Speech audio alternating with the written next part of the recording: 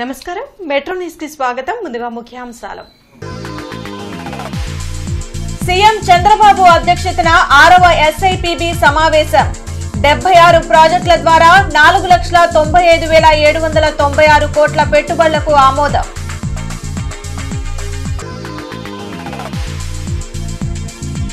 భూముల డిజిటలైజేషన్ పై national workshop పాల్గొన్న కేంద్ర సహాయ మంత్రి డాక్టర్ పెమ్మసాని చంద్రశేఖర్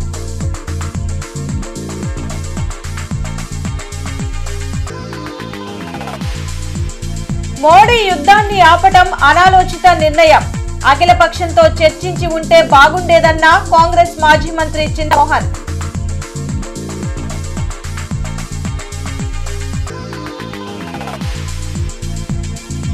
మద్యం కుంభకోణంలో సూత్రధారి పాత్రధారి మాజీ సీఎం జగనే మంత్రి కొల్లు వ్యాఖ్య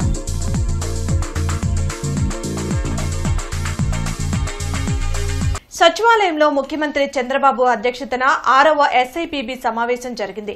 19 ప్రాజెక్టులకు సంబంధించి 33,000 కోట్ల పెట్టుబడుల ప్రతిపాదనలకు ఆమోదం తెలిపింది.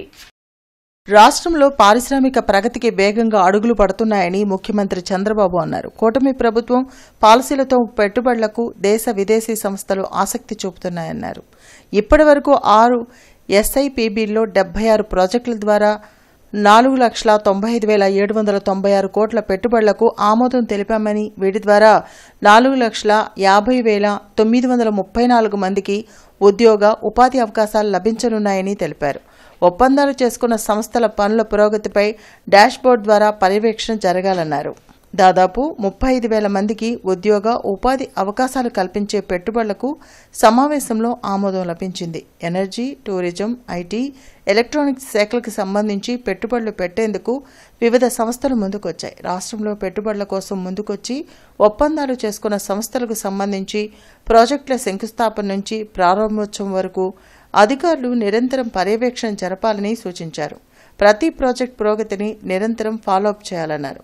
ఆయా సంస్థల పెట్టుబడులు క్షేత్రస్థాయి పనుల స్థితిగతులను తెలుసుకునేందుకు డాష్బోర్డ్ తీసుకురావాలని అధికారులను ఆదేశించారు. టూరిజం సెక్టార్లో హోటళ్లు, గదుల కొరత ఉందన్న ముఖ్యమంత్రి పెద్ద ఎత్తున హోటల్ రూములు వస్తే పర్యాటకానికి ఊపు వస్తుందని వ్యాఖ్యానించారు. 50,000 రూములు అందుబాటులోకి తేవాలి అనేది తమ ముందున్న లక్ష్యమని తెలిపారు. హోటల్ రూమ్ ధరలు అందుబాటులో ఉంటే పర్యాటకులు ఆయా ప్రాంతాల్లో బస చేస్తారని వెల్లడించారు. భూముల సర్వే, రీసర్వే, భూ రికార్డుల డిజిటలైజేషన్ పై జరిగిన నేషనల్ వర్క్ షాప్ లో కేంద్ర సహాయ మంత్రి పెమ్మసాని చంద్రశేఖర్ పాల్గొన్నారు. ఐటీసీ వెల్కమ్ హోటల్లో జరిగిన నేషనల్ వర్క్ షాప్ లో రెవెన్యూ మంత్రి అనగాని సత్యప్రసాద్, ఎమ్మెల్యే బోర్ల రామాంజనేయులు, రెవెన్యూ శాఖ ముఖ్య కార్యదర్శి జయలక్ష్మి, కేంద్ర గ్రామీణాభివృద్ది శాఖ సెక్రటరీ మనోజ్ జోషి పాల్గొన్నారు. ఈ సందర్భంగా మంత్రులు పెమ్మసాని చంద్రశేఖర్, అనగాని సత్యప్రసాద్ మాట్లాడుతూ రాష్ట్రంలో ల్యాండ్ రికార్డ్స్ డిజిటలైజేషన్ చేస్తున్నామని చెప్పారు. భూములు సర్వే చేసి రికార్డ్ చేస్తామని, దీనికి కేంద్రం నిధులు ఇస్తుందని అన్నారు. డిజిటలైజేషన్ పై గురువారం వర్క్షాప్ జరిగిందని, అన్ని రాష్ట్రాలకు చెందిన ప్రతినిధులు ఇక్కడ జరిగిన సమావేశంలో పాల్గొన్నారని తెలిపారు. భూమి అనేది పేదవాడికి సెంటిమెంట్ అని, గత ప్రభుత్వం డిజిటలైజేషన్ సరిగ్గా చేయకుండా ల్యాండ్ టైటిలింగ్ తెచ్చి ప్రజలను భయభ్రాంతులకు గురిచేసిందని మండిపడ్డారు. క్యూఆర్ కోడ్తో నాయకుల ఫోటోలు లేకుండా పాస్ పుస్తకాలు ఇస్తున్నామని వివరించారు. ఈ మ్యాప్స్ అన్నీ కూడా 100 ఇయర్ బ్యాక్ సర్వే రీసర్వే చేసినటువంటివి.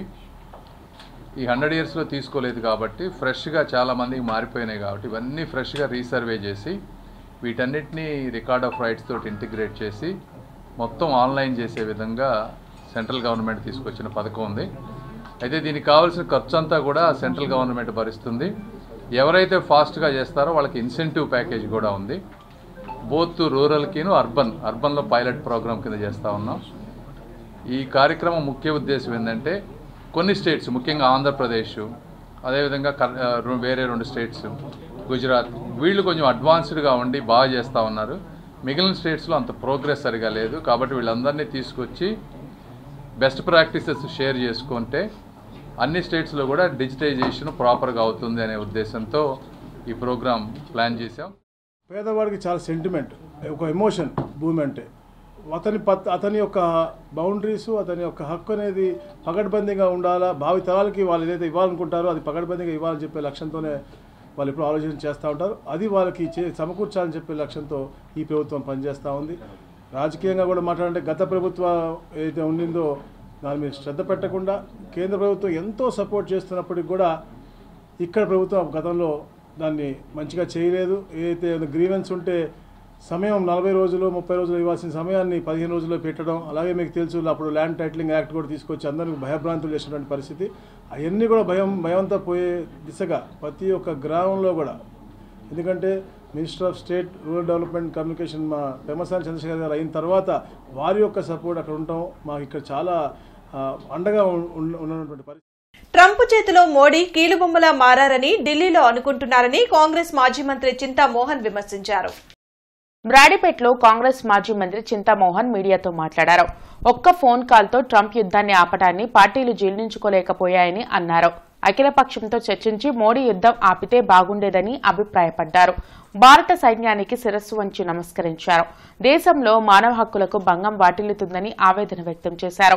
బస్తర్లో ఆడా మొగ వల్ల రహస్యాంగాలు కోస్తూ ఉంటే బీజేపీ ఏం చేస్తుందని ప్రశ్నించారు. వేల కోట్ల మైనింగ్లను కూటమి ప్రభుత్వం కొందరికే దోచిపెడుతుందని మండిపడ్డారు. అమరావతి రాజధాని రియల్ ఎస్టేట్ గా మారకూడదని, పారదర్శకంగా ఉండాలని సూచించారు.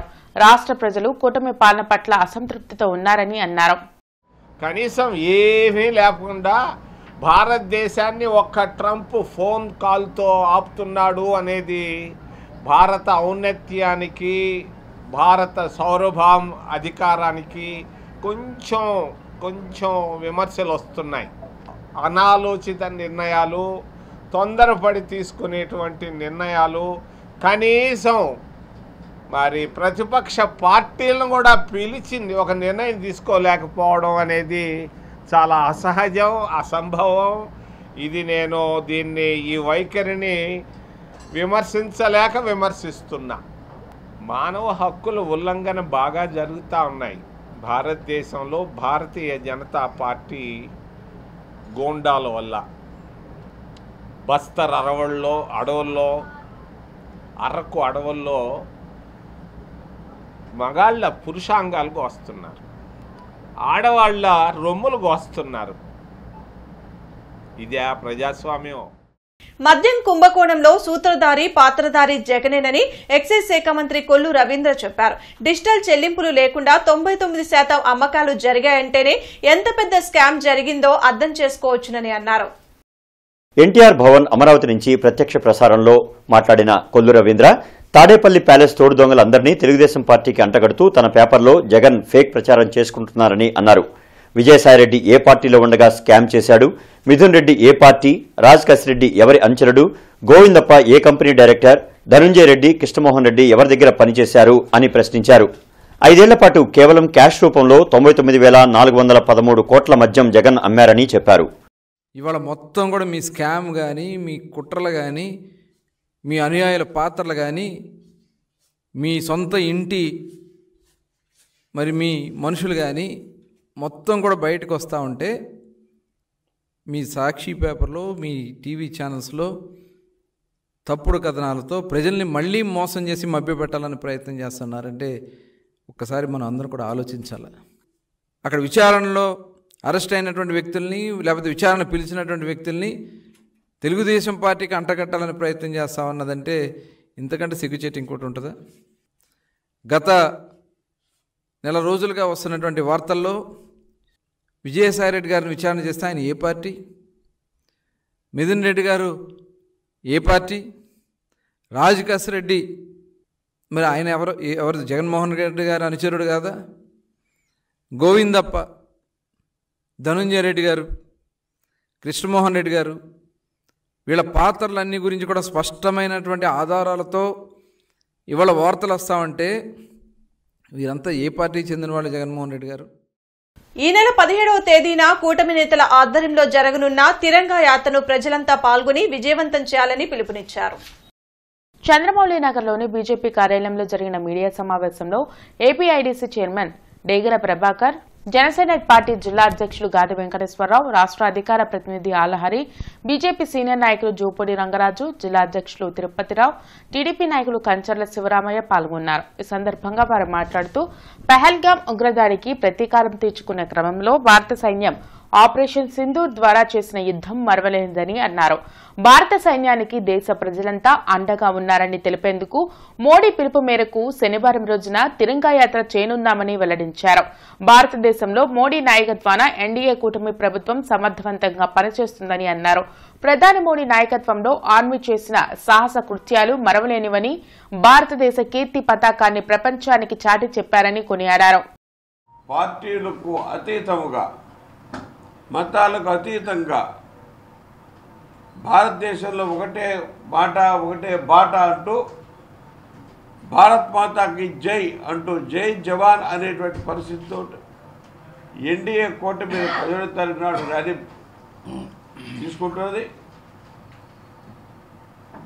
దాని ఎన్డీఏ కూటమిలో ఉండేటువంటి అన్ని పార్టీలు దీనికి సంకేతంగా మద్దతు పలుకుతున్నాయి. ఇది బీజేపీ విజయంతో పాటు ఎన్డీఏ కూటమి విజయం. కూటమి మరి ఎవరైతే భాగస్వామి అయినటువంటి తెలుగుదేశం పార్టీ, అలానే జనసేన 3 పార్టీలు కలిసి చేస్తున్నటువంటి ఈ కార్యక్రమానికి ప్రతి ఒక్కరూ కూడా వచ్చి మన దేశంలో ప్రధానమంత్రి మోడీ గారు చేసినటువంటి కృషి, అలానే సాయుధ బలగాలు చేసినటువంటి కృషి, దేశభక్తి, ఐకమత్యత అంతా కూడా ప్రతి పౌరుడికి తెలియజేసే విధంగా రేపు తిరంగ యాత్ర ఉంటుందని చెప్పేసి దీనికి అందరూ కూడా కూటమిలో ఉన్నటువంటి ప్రతి ఒక్కరు కూడా వచ్చి దీన్ని జయప్రదం చేయాలి. ప్రజలందరూ కూడా ఇది మనకెందుకులే, వాళ్ళేదో పార్టీలు చేస్తున్నాయి అనే భావన వీడి భారతదేశం నా మాతృభూమి అని చదువుకున్నాం. ఆ కాన్సెప్ట్తో మీరందరూ కూడా రోడ్డు మీదకి వస్తే ఆ ఇంపాక్ట్ వేరుగా ఉంటుంది. మనం వాళ్ళందరూ కూడా ధైర్యాన్ని ఇచ్చిన వాళ్ళు అవుతాం. అందరం యుద్ధం చేయలేం, అందరం వెళ్ళి పోరాడలేం. దానికి చాలా ధైర్యం ఉండాలి. ఆ ధైర్యవంతులకి మీ వెనక మేమున్నామని భరోసా కల్పిస్తే, పాకిస్తాన్ చేస్తున్నటువంటి కుయుక్తుల్ని మా యొక్క సైనికులు ఏ విధంగా తిప్పికొట్టారో వాళ్ళకి సంఘీభావంగా భారతదేశంలో ప్రతి ఒక్క రాష్ట్రంలో, జిల్లాల్లో కూడా ఈ యొక్క తిరంగా యాత్రలు జరపాలని చెప్పి కేంద్ర పార్టీ ఆదేశాల ప్రకారం ఈరోజు రేపు 17వ తారీఖు జరగబోయే తిరంగా ర్యాలీలో మా యొక్క ఏదైతే ఆంధ్రప్రదేశ్లో మహాకూటమి ఉందో ఈ యొక్క 3 పార్టీల ఆధ్వర్యంలో జాతీయ జెండాలతో ఈ యొక్క తిరంగా ర్యాలీ. పిల్లల్లో సృజనాత్మకత, నైపుణ్యం పెంపొందించేందుకు పాటిబండ్ల సీతారామయ్య హైస్కూల్లో సమ్మర్ కోచింగ్ క్యాంప్ నిర్వహించారు. సోషల్ మీడియాకు, సెల్ ఫోన్లకు పిల్లలు ఎడిక్ట్ కాకుండా ఉండేందుకు 21 రోజులు సమ్మర్ కోచింగ్ క్యాంపును నిర్వహించామని డైరెక్టర్ లేళ్ల కృష్ణవేణి తెలిపారు. సాంప్రదాయ ఆటలను, వృత్తులను పిల్లలకు పరిచయం చేశామని చెప్పారు. పిల్లలు అందరూ ఎంతో ఆనందంగా పాల్గొన్నారని అన్నారు. ఈ సందర్భంగా పోటీల్లో ప్రతిభ కనబరిచిన విద్యార్థులకు, ట్రైనర్స్కు కరస్పాండెంట్ విష్ణువర్ధన్ మెడల్స్, మెమంటోలు, ప్రశంసా పత్రాలు అందించారు. ఈ కార్యక్రమంలో primary principal K Parvathidevi, senior coordinator D Durgashyam, executive committee సభ్యులు Ginjupalli Varaprasadarao, vice president doctor Suryadevara Hanumantharao పాల్గొన్నారు. సమ్మర్ క్యాంప్ని ఈ సంవత్సరం ఇంకొంచెం వినూత్నంగా, ప్రతి సంవత్సరం మాదిరి కాకుండా ఇంకొంచెం వినూత్నంగా ఏప్రిల్ 24 నుంచి మే 15 వరకు నిర్వహించడం జరిగింది. పిల్లల్లో ఉన్నటువంటి సృజనాత్మకతని, ఇప్పుడు అందరూ డిజిటల్ యుగం అయిపోయింది, అందరూ మొబైల్స్కి, ఫోన్స్కి అడిక్ట్ అయి ఉన్నారు. దాని నుంచి వాళ్ళని బయటికి తీయడానికి, వాళ్ళలో ఉన్న క్రియేటివిటీకి పదును పెట్టడానికి, మన అంతరించిపోతున్న సాంప్రదాయ ఆటల్ని కూడా వాళ్ళకి పరిచయం చేయడానికి ప్రత్యేకంగా మేము రూపొందించాము. వారాంతంలో వాళ్ళకి ఆట విడుపుగా 5 రోజుల పాటు జరిగే వాటికి భిన్నంగా సాంప్రదాయ ఆటల్ని పరిచయం చేశాము. సాంప్రదాయ ఆటలతో పాటుగా జీవన నైపుణ్యాలైన స్టిచ్చింగ్, మన సాంప్రదాయ ఆటలైనటువంటి అచ్చంగిల్లాలు, తొక్కుడు బిళ్ళ, అష్టాచమ్మ, దాగుడు మూతలు, ముక్కుగిళ్ళుళ్ళాట, ఇంకా ఇలాంటివెన్నో, గోళీలాట, 7 పెంకులాట అన్నింటినీ వాళ్ళకి పరిచయం చేశాం. ఈ నెల 20వ తేదీన నిర్వహించనున్న రాష్ట్ర వ్యాప్త సమ్మెలో భవన నిర్మాణ కార్మికులంతా పాల్గొని విజయవంతం చేయాలని రాష్ట్ర అధ్యక్షులు పుప్పాల సత్యనారాయణ పిలుపునిచ్చారు. ఈ సందర్భంగా కొత్తపేటలోని ఏఐటీయూసీలో జరిగిన మీడియా సమావేశంలో ఆయన మాట్లాడుతూ గత ప్రభుత్వం జీవో నెంబర్ 17 ద్వారా భవన నిర్మాణ కార్మికుల సంక్షేమ బోర్డును నిర్వీర్యం చేసిందని గుర్తు చేశారు. కార్మికుల నిరసనతో ప్రభుత్వం వెనక్కి తగ్గిందని తెలిపారు. ఈ ప్రభుత్వమైన సంక్షేమ బోర్డును తక్షణమే కార్యాచరణలోకి తీసుకురావాలని డిమాండ్ చేశారు. కార్యక్రమంలో జిల్లా ఏఐటీయూసీ ప్రధాన కార్యదర్శి మేడా హనుమంతరావు, జిల్లా భవన నిర్మాణ కార్మిక సంఘం డిప్యూటీ కార్యదర్శి రావుల అంజిబాబు, నగర నాయకులు డేగల వెంకటేశ్వరరావు తదితరులు పాల్గొన్నారు. ఈ నెల 20వ తేదీ నాడు రాష్ట్ర వ్యాప్తంగా భవన నిర్మాణ కార్మికులందరూ కూడా మరి సమ్మెలో పాల్గొంటూ ఉన్నారు. ఈ సమ్మెకి కారణం ఏంటంటే గత ప్రభుత్వం జీవో నెంబర్ 17 తీసుకొచ్చి ఏదైతే సంక్షేమ బోర్డు ఉందో ఆ సంక్షేమ బోర్డును నిర్వీర్యం చేయడం జరిగింది. ఆ జరిగిన దానికి గుర్తుగా మరి ఆ ప్రభుత్వాన్ని ఇంటికి సాగనపడడం జరిగింది. అయితే కూటమి ప్రభుత్వం మేము అధికారంలోకి వస్తే మీకు సంక్షేమ బోర్డును ప్రవేశపెడతామని, ఏదైతే పెండింగ్లో ఉన్నాయో ఆ పెండింగ్లో ఉన్న క్లెయిమ్ మొత్తాన్ని కూడా నిధులు మంజూరు చేస్తామని చెప్పి హామీ ఇచ్చి అధికారంలోకి వచ్చి నేటికి 10 నెలలు అయినప్పటికీ కూడా ఇంతవరకు ఈ సంక్షేమ బోర్డును పునఃప్రారంభించకపోవడం చాలా దుర్మార్గం. ఇప్పటికైనా రాష్ట్ర ప్రభుత్వం కళ్ళు తెరిచి భవన నిర్మాణ కార్మికులకి ఏదైతే మేనిఫెస్టోలో పెట్టారో ఆ మేనిఫెస్టోలో పెట్టిన విధంగా సంక్షేమ బోర్డును పునఃప్రారంభించి 46,000 క్లెయిములు ఏదైతే పెండింగ్లో ఉన్నాయో వాటికి నిధులు మంజూరు చేసి కార్మికులను ఆదుకోవాలని చెప్పి రాష్ట్ర ప్రభుత్వం డిమాండ్ చేస్తుంది. ఒయాసిస్ హాస్పిటల్ ఆధ్వర్యంలో మారుమూల పల్లెలకు జనని యాత్ర పేరుతో ఒక బస్సుని ఈరోజు ప్రారంభించారు. మారుమూల ప్రాంతాల్లోని మహిళలకు ఫెర్టిలిటీ స్పెషలిస్టుచే పరీక్షలు నిర్వహిస్తామని ఒయాసిస్ డాక్టర్లు తెలిపారు. ఈ కార్యక్రమానికి ముఖ్య అతిథిగా తూర్పు ఎమ్మెల్యే నసీర్ అహ్మద్ పాల్గొని జనని యాత్ర బస్సుని ప్రారంభించి అనంతరం మాట్లాడారు. గ్రామీణ వాతావరణంలో ఉన్నటువంటి వాళ్ళందరూ కూడా కొత్తగా వస్తున్నటువంటి సైన్స్ యొక్క డెవలప్మెంట్, మెడికల్ డెవలప్మెంట్స్ అన్నీ కూడా వాళ్ళకి చేరకపోవడం చాలా బాధాకరం. అటువంటి పరిస్థితుల్లో ఒయాసిస్ ఫెర్టిలిటీ పేరుతో గత 15 సంవత్సరాల నుంచి ఫెర్టిలిటీ రంగంలో విశేష అనుభవం కలిగినటువంటి ఒయాసిస్ సంస్థ ఈరోజు జనని యాత్ర పేరుతో గుంటూరు సెంటర్కి సంబంధించి ఒక బస్సుని రిమోట్ ఏరియాలో ఉన్నటువంటి ఐవీఎఫ్ ట్రీట్మెంట్ తీసుకునేటువంటి వాళ్ళందరూ కూడా ఉపయోగపడేటువంటి విధంగా స్క్రీనింగ్తో పాటు ఉచితంగా వాళ్ళందరూ కూడా అక్కడే టెస్టులు చేసి కావాల్సినటువంటి ట్రీట్మెంట్ని అందించేటువంటి కార్యక్రమాన్ని తీసుకొని ఈరోజు ప్రారంభించుకోవడం జరిగింది. ఈ జనని యాత్ర, ఈ ఫర్టిలిటీ క్యాంప్ అనేది మదర్స్ డే సందర్భంగా స్టార్ట్ చేశాము. ఇది మెయిన్గా ఫర్టిలిటీ ఆన్ వీల్స్, అంటే ఎక్స్పర్ట్ కేర్ని రిమోట్ ఏరియాస్లో కూడా వాళ్ళకి ఉపయోగపడేలాగా ఉండాలి అనేదానికి మెయిన్గా ఈ యాత్రను ప్లాన్ చేశాము. సో ఈ మదర్స్ డే సందర్భంగా ఆల్మోస్ట్ ఏపీ తెలంగాణలో 30 ప్రాంతాలు కవర్ చేసేలాగా ప్లాన్ చేశాం. ఈ రోజు అంటే పర్టికులర్లీ ఈ మే 15వ తారీఖున గుంటూరులో అమరావతి దగ్గర ఉన్న రిమోట్ ఏరియాస్ని కవర్ చేయడానికి ప్లాన్ చేశాం. గుంటూరులో ఇప్పుడు ఈ బస్సు ఇక్కడ నుంచి అక్కడికి స్టార్ట్ అవుతుందన్నమాట. పాసిజంపై విజయం స్ఫూర్తితో బ్రాడీపేట సిపిఎం కార్యాలయంలో సభ నిర్వహించారు.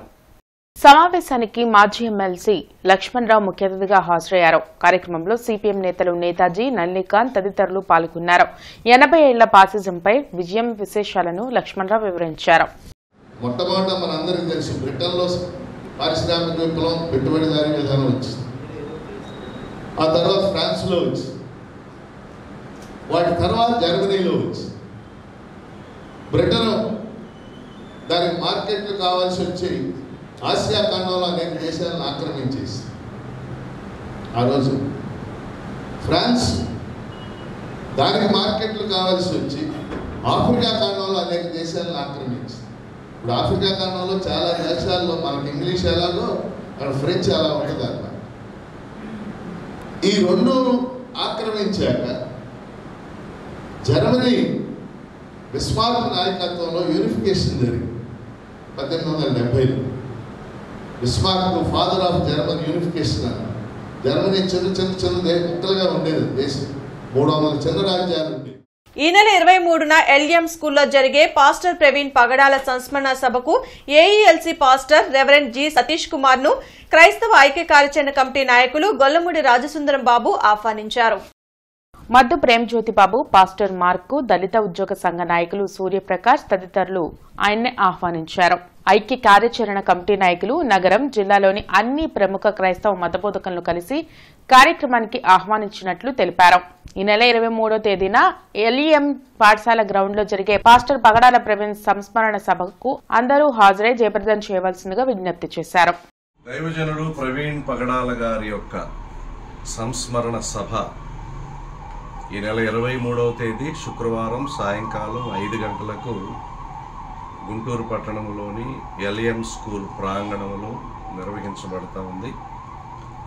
ప్రత్యేకంగా క్రైస్తవ సేవలో ఉన్నటువంటి వ్యక్తులకు రక్షణ కల్పించబడే నేపథ్యంలో ప్రవీణ్ గారి పేరు మీదుగా ఒక రక్షణ చట్టాన్ని తీసుకొని రావాలనేది గుంటూరు పట్టణ పరిధిలో ఉన్న క్రైస్తవ విశ్వాసులకు ప్రభుత్వం ద్వారా సమాధుల స్థలం ఏర్పాటు చేయబడాలనేది ఈ యొక్క సమావేశంలో అంతిమంగా ప్రభుత్వం దృష్టికి తీసుకొని వెళ్ళే అంశంగా ఉండబోతా ఉంది.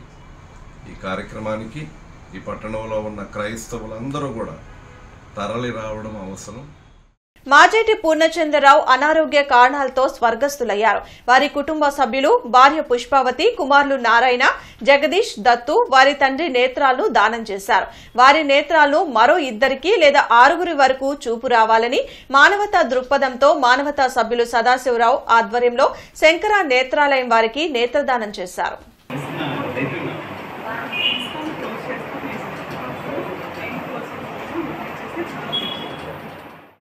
బులెటిన్ ముగించేందుకు ముఖ్యాంశాలు మరోసారి. సీఎం చంద్రబాబు అధ్యక్షతన 6వ ఎస్ఐపిబి సమావేశం. 76 ప్రాజెక్టుల ద్వారా 4,95,796 కోట్ల పెట్టుబడులకు ఆమోదం.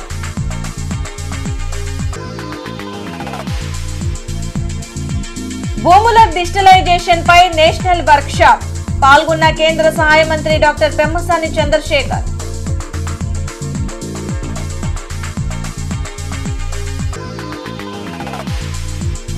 మోడీ యుద్ధాన్ని ఆపటం అనాలోచిత నిర్ణయం. అఖిలపక్షంతో చర్చించి ఉంటే బాగుండేదన్న కాంగ్రెస్ మాజీ మంత్రి చింతమోహన్.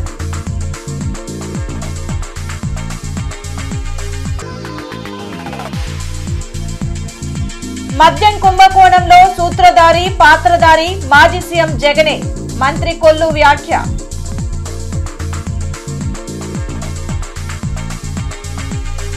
ఈ వార్తలు ఇంతటితో సమాప్తం. నమస్కారం.